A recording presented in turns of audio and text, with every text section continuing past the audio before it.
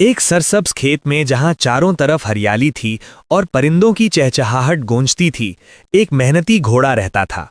वो रोज सूरज निकलने से लेकर सूरज डूबने तक काम करता, भारी बोझ खींचता, जमीन जोतता और शाम तक उसकी टांगें थक जाती, कमर दुखने लगती।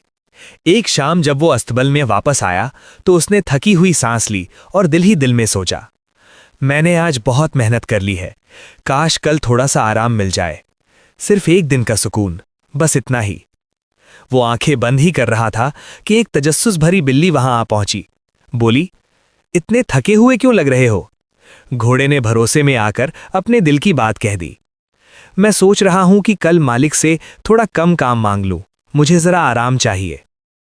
बिल्ली ने सर हिलाया और खामोशी से चली गई, मगर राज संभालने के लिए नहीं, बल्कि फैलाने के लिए।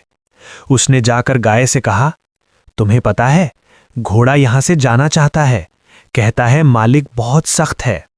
गाय घबरा गई। उसने वही बात बकरी को बता दी, मगर थोड़ी बढ़ाकर। घोड़ा भागने का सोच रहा है, कहता है उसे पूरा खाना भी नहीं मिलता।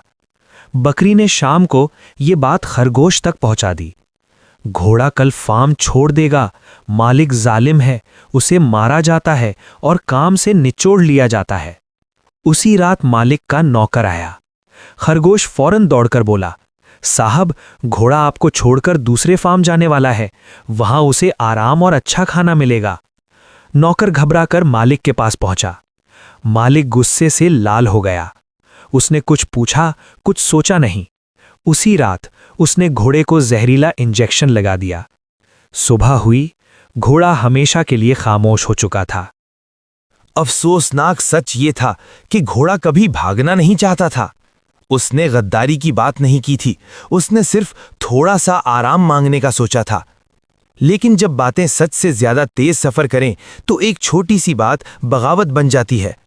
ये कहानी हमें एक तल्ख सबक देती है। हर बात हर किसी से मत कहो। लोग सामने हमदर्द बनते हैं, मगर पीछे आपकी बातों को तोड़ मरोड़ देते हैं।